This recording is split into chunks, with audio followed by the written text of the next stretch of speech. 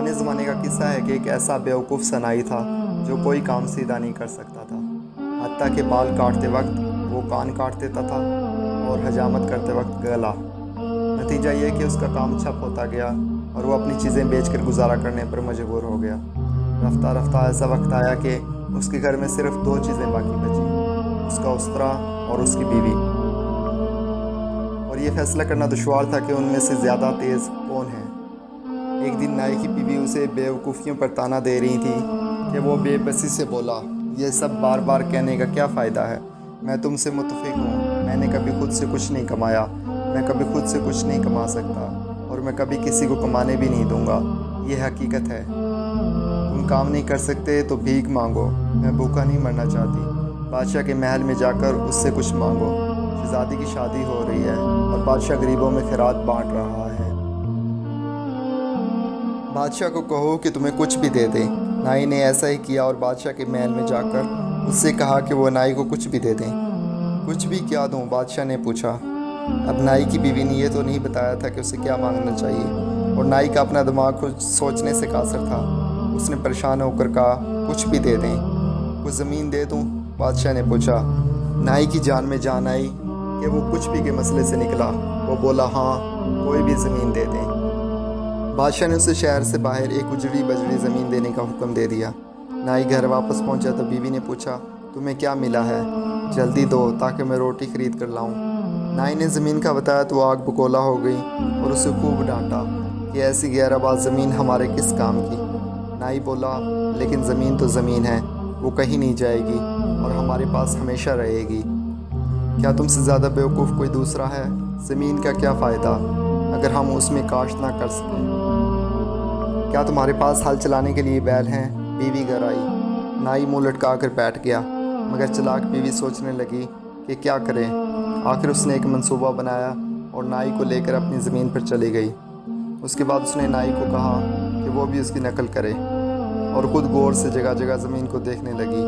मगर जैसे ही कोई आदमी उनके करीब आता तो उसे ऐसे बैठ जाती जैसे कुछ भी ना कर रही हो। इस ज़मीन के करीब ही जंगल में 7 चोर रहते थे। वो सारा दिन देखते रहे कि नाई और उसकी बीवी छुप छुप कर ज़मीन पर कुछ तलाश कर रहे हैं। शाम ढले एक चोर नाई के पास गया और उससे पूछने की कोशिश करने लगा कि उसे किस चीज़ की तलाश है। नाई की बीवी ने पहले तो कुछ देर टाल मटोल की, फिर गोया थक हार कर कहने लगी, ये ज़मीन मेरे दादा की है। उन्होंने यहाँ अशरफियों की 5 देगें दफन की थीं, मगर हमें उनकी सही जगह बताने से पहले ही फौत हो गए। अब हम वो देगें तलाश कर रहे हैं। तुम किसी को ये बात मत बताना, वरना वो देगें तलाश करके ले जाएगा और हम महरूम रह जाएंगे। चोर ने वादा किया कि वो किसी को नहीं बताएगा। मगर शाम ढले जब नाई और उसकी बीवी घर वापस गए तो चोर अपने साथियों को ले आया और साथों मिलकर अपने बैलों से हल चला चला कर खजाना तलाश करने लगे। सुबह तक खेतों की ऐसी हालत हो गई कि जैसे इसमें 7 मरतबा हल चला दिया गया हो, मगर उन्हें वहाँ कुछ न मिला। अगली सुबह नाई की बीवी ने सारे खेतों में हल चला देखा तो बहुत खुश हुई। वो बीज उधार लाई और ज़मीन में बो दिए। हल बहुत अच्छा चला था तो फसल भी बहुत अच्छी हुई। नाई की बीवी ने तमाम कर्ज़े चुका दिए और फिर भी इतने पैसे बच गए कि उसने कुछ सोना ख़रीदा और एक मटके में छुपा दिया। चोरों ने ये देखा तो बहुत गुस्से में आए। वो नाई के घर गए और उससे कहने लगे, हमें फसल में से हमारा हिस्सा दो, क्योंकि ये हल हमने चलाया था। नाई की बीवी हंसी, मैंने तुम्हें बताया तो था कि ज़मीन में सोना है, लेकिन तुम्हें वो नहीं मिला। अब वो सोना घर में एक मटके में छुपाया हुआ है, लेकिन तुम्हें नहीं मिलेगा।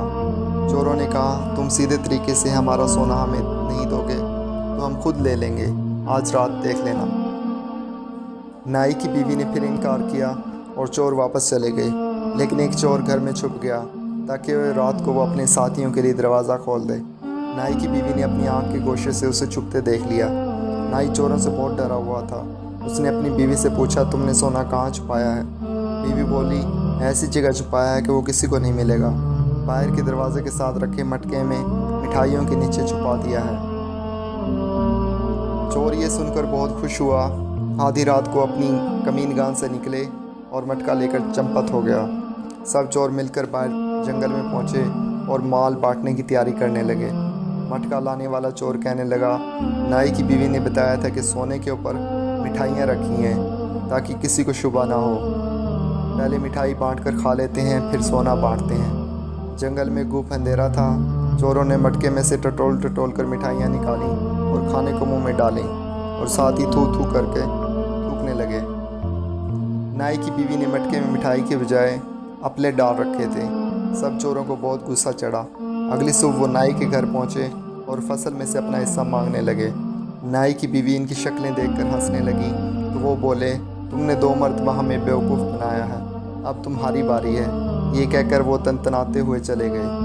जाते जाते एक चोर दोबारा एक कोने में छुप गया और नाई की बीवी ने इस मरतबा भी उसे छुपते देख लिया। नाई ने फिर परेशान होकर पूछा, तुमने सोना कहाँ छुपाया है? गद्दे के नीचे तो नहीं छुपा लिया? नाई की बीवी ने उसे तसल्ली दी, मैं इतनी बेवकूफ़ नहीं हूँ, सोना महफूज है। मैंने उसे बाहर नीम की दरख्त की ऊंची शाखों में से एक पोटली में बांध कर छुपा दिया है। चोर ये सुनकर बहुत खुश हुआ। रात को जब सब सो गए तो अपनी कमीनगाह से निकला और उसने अपने साथियों को बताया। सब चोर नीम की दरख्त के नीचे जमा होकर ऊपर देखने लगे तो कुछ गौर करने पर ऊपर दरख्त पर एक पोटली बंधी दिखाई दी। चोरों का सरदार बोला, वाकई ऊपर पोटली बंधी हुई है। एक आदमी ऊपर चढ़े और उसे उतार लाए। एक चोर ने कमीज़ उतारी, कस कर धोती बांधी और ऊपर चढ़ने लगा। अब हुआ ये था कि नीम के दरख्त पर शहद की मक्खियों ने एक छत्ता बना रखा था। जब चोर छत्ते के करीब पहुंचा और उसने हाथ आगे बढ़ाया तो शहद की एक मक्खी ने ज़ोर से उसकी रान पर डंक मार दिया। चोर ने तकलीफ से परेशान होकर बेसाख्ता अपनी रान पर हाथ मारा। चोर कहें कि तुम पोटली नीचे उतारने के बजाय उसमें से सोना निकाल कर अपनी जेब में भर रहे हो। नीचे खड़े चोर चलाए। अंधेरे की वजह से बाकी सब चोरों को यही लगा था, मैं ऐसा कुछ नहीं कर रहा हूँ, दरख्त पर कुछ है जो मुझे चुभ रहा है। दरख्त पर चढ़े चोर ने कहा। उसी वक्त एक दूसरी मक्खी ने उसके सीने पर डंक मारा। चोर ने सीने पर हाथ मारकर उसे अलग करना चाहा। नीचे खड़े चोर चलाने लगे, हमने देख लिया है, तुम सोना छुपा रहे हो। उन्होंने एक दूसरा चोर ऊपर भेजा, मगर अब शहद की मक्खियाँ मुश्तिल हो चुकी थीं। उन्होंने उस चोर के जिस्म पर काटना शुरू किया तो वो बेख्तियार अपने जिस्म पर जगह जगह हाथ मारने लगा।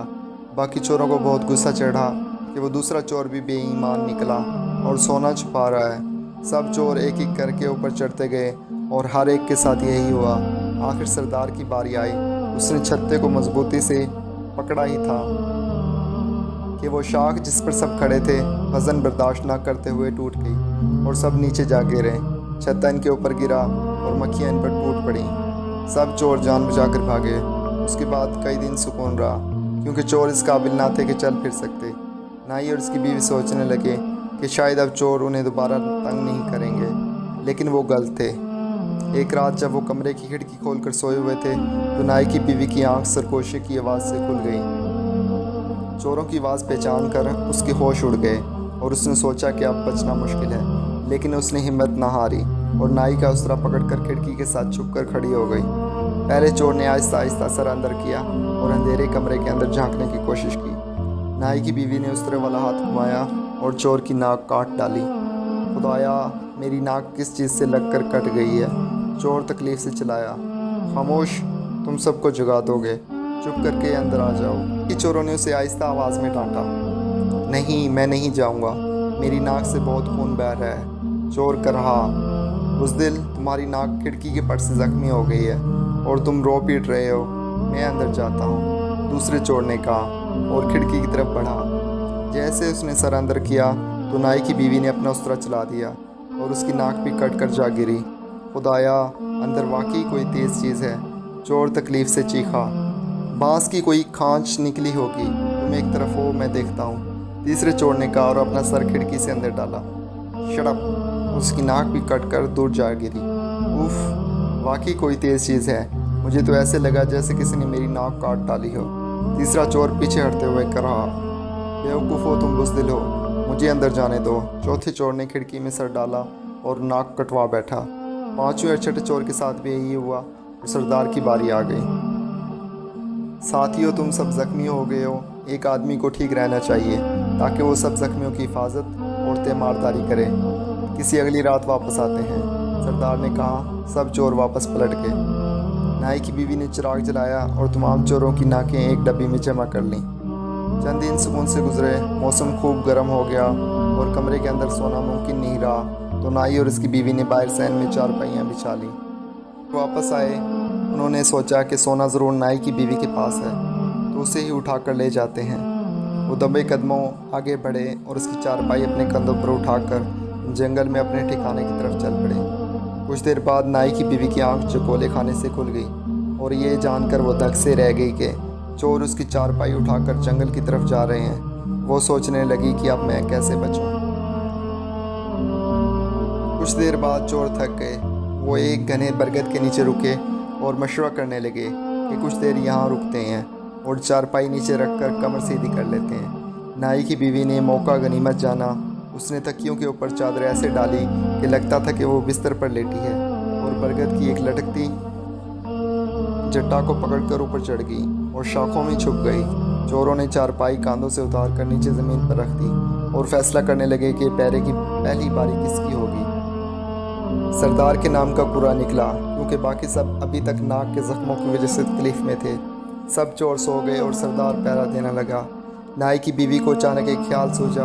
उसने अपना सफ़ेद दुपट्टा चेहरे और सर के गिर्द लपेटा और आहिस्ता आवाज़ में मोहब्बत भरे गाने गाने लगी। चोरों के सरदार ने ऊपर देखा तो उसे चांदनी में एक खूबसूरत औरत दरख्त पर बैठे दिखाई थी। उसने सोचा कि यह ज़रूर दरख्त की परी है जो मुझ जैसे खुश शक्ल मर्द पर आशिक हो गई है। उसने अपनी मूँछों को ताव दिया और पूछा, कौन हो तुम? हसीना, नीचे ज़मीन पर उतरो, मुझसे खौफ मत खाओ। परी ने जवाब नहीं दिया और आशिकाना गाने धीमे सुरों में गाती रही। सरदार ने यह देखा तो खुद दरख्त पर चढ़ने लगा। जब वो परी के करीब पहुंचे तो परी ने एक सर्द आह भरी और मुंह दूसरी तरफ फेर लिया। इतना उदास होने की क्या बात है परी? सरदार ने बेताब होकर पूछा। नाई की बीवी ने उदास लहजे में कहा, मुझे लगता है तुम एक हरजाई हो और मुझसे मोहब्बत नहीं करते। लंबी नाक वाले मर्द हमेशा हरजाई होते हैं। सरदार ने उसे अपनी वफा का यकीन दिलाने की बहुत कोशिश की, मगर वो ना मानी। आखिर नाई की बीवी ने कहा, ऐसा करो कि अपनी ज़ुबान को लंबा सा बाहर निकालो। मैं उससे अपनी ज़ुबान से छू कर जान लूँगी कि ये ज़ुबान सच बोल रही है या झूठ। चोरों के सरदार ने मखमूर होकर अपनी ज़ुबान खूब बाहर निकाली। परी उसके करीब हुई और उसकी ज़ुबान को ज़ोर से अपने दांतों से काट कर 2 टुकड़े कर दिया। सरदार तकलीफ़ की शिद्दत से ज़ोर से चीखा और दरख्त से नीचे जा गिरा। क्या हुआ, क्या हुआ? दूसरे चोर जाग गए। बल बल बल, सरदार ने ऊपर दरख्त की तरफ इशारा करते हुए कहा। वो ज़ुबान कटने की वजह से बोलने से कासिर हो चुका था। सरदार पर जादू हो गया है, दरख्त पर ज़रूर कोई आसेब है। चोर घबरा कर बोले। उस वक्त नाई की बीवी ने अपनी सफ़ेद चादर लहरानी शुरू कर दी और मुंह से खौफनाक आवाज़ें निकालने लगी। चोरों की खौफ से जान निकल गई। उन्होंने बदहवास होकर अपने सरदार को कंधों पर उठाया और अपने घर की तरफ भागने लगे। वो दूर निकल गए तो नाई की बीवी ने अपनी चारपाई सर पर उठाई और अपने घर की तरफ वापस चल पड़ी। सरदार की ज़ुबान का ज़ख्म कुछ ठीक हुआ तो उसने तितला कर और इशारे करके बताया कि उसके साथ क्या हुआ था। चोर अब अपनी नाकें और ज़ुबान कटवा कर इस नतीजे पर पहुंच चुके थे कि नाई की चालाक बीवी से मुकाबला करना उनके बस में नहीं है। वो बादशाह के पास चले गए और उससे इंसाफ तलब किया कि वो नाई से उन्हें उनकी मेहनत का मुआवजा दिलवा दें। लेकिन नाई की बीवी ने अपना मुकदमा पेश किया और सबूत के तौर पर चोरों की नाकें पेश की। बादशाह ने चोरों को जेल में डाल दिया और नाई को अपना वज़ीर आज़म बना दिया। उसने कहा कि जब तक इस नाई के सर पर इसकी अक्लमंद बीवी का साया सलामत है, ये कोई अहमकाना काम नहीं कर सकता और हमें इससे बेहतर वज़ीर आज़म नहीं मिलेगा।